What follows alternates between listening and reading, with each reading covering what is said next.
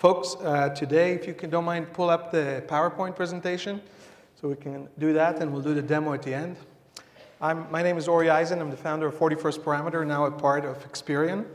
And what I would like to do today is ask a simple question before I start. How many people sitting here listening to me have ever been declined when they tried to buy something with a credit card? Raise your hand.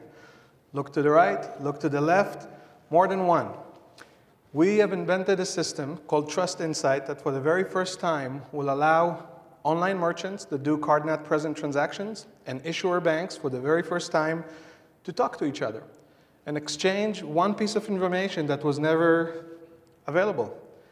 For the first time, an issuer now can tell that it is you with your computer and your credit card that is buying at apple.com. Up until now, there was no way to do it. The technology that moves information from the issuer all the way to the acquirer and Visa, MasterCard and the issuer was built, as you know, in the 70s. The internet did not even exist then. And the parameters that are moving that way just don't tell who is it that is buying. The only information that is moved is the amount, the credit card information, expiration date.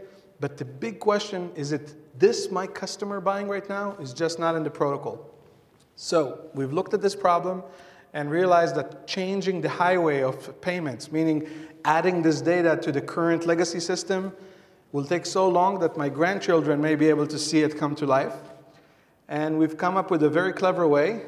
I think I'm going to do without slides, as they're not coming up. It's OK.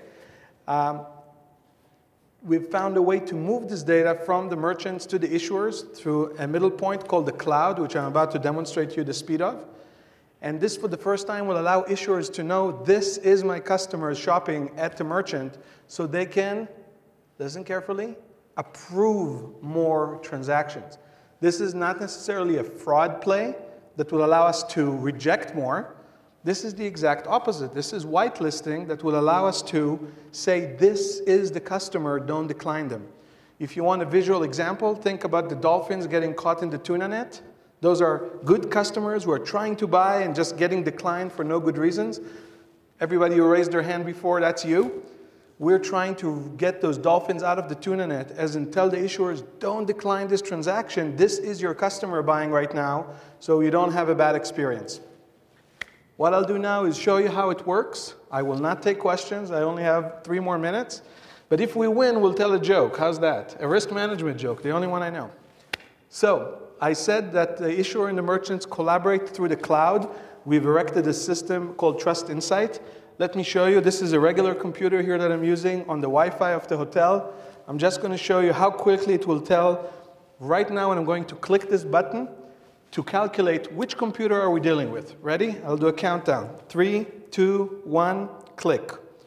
Note that it took 2 milliseconds to go all the way out to the cloud, execute our code, and know that this device is A846 and the rest of it. Let me do it again for you. 3, 2, 1, click. Another 2 milliseconds. I'll do it again. 3, 2, 1, click. Sometimes I do it a few times just so you'll see that the number changed, but it's so fast that it doesn't. There, I've done it like 6 or 7 times. So that's how quickly we can tell which computer is right now at the merchant site. What we also do is compare which credit card was used with this computer. So it's like a binding of them together. So we're not just saying this computer is good or bad, or the card is good or bad. It's the pairing of both of them that will allow the issuer to know, OK, this is my customer with their home computer or laptop or iPad, whatever they use, and the card shopping together. Let me show you how this will work. Because I've never been to this hotel before and never used this IP network, I'm now going to show you what would happen on the very first time I show up from this hotel. Ready? 3, 2, 1, click. What you will see, the score of 1. Can everybody see that on top? Because I just shown on the very first time in our network from this hotel. That does not mean I'm bad. But what we surely can't say is, oh, trust them. We've seen them many, many, many times before. OK? So based on the information of the IP address I came from in this computer, this is my first interaction. Again, not to kill more transactions, but just to say, I can't give you a valid, this is great. Now remember, when I buy online, I also give the merchant my email address, my phone number, my credit card. Let's see what happens when I'll give him my email address with this computer. So I'm going here to demonstrate what happens when we use email. And here's my email. Please don't send me any emails unless you want to thank me for this presentation. Ready? 3, 2, 1, submit. Note, oh, sorry, I didn't type my email right. There you go. Note that the trust score is 999. Note that the first time I've been seen in the system was 492 days ago. Note that the system as a pair is so long. This is my 30th visit. This is what the issuers can get in real time.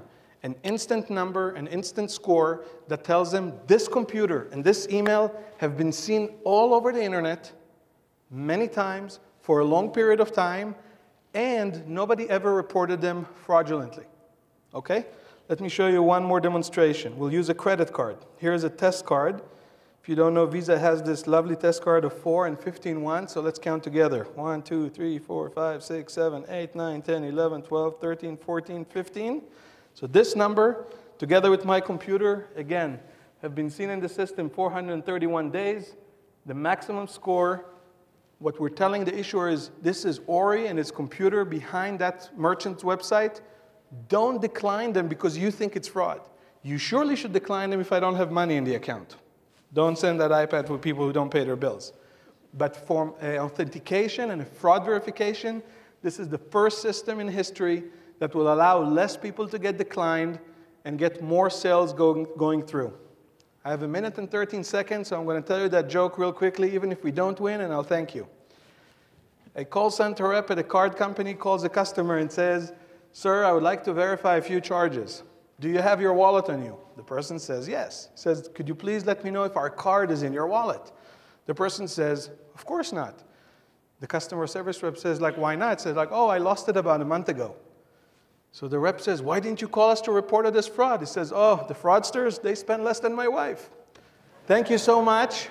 I'm going to finish 40 seconds early. Thank you.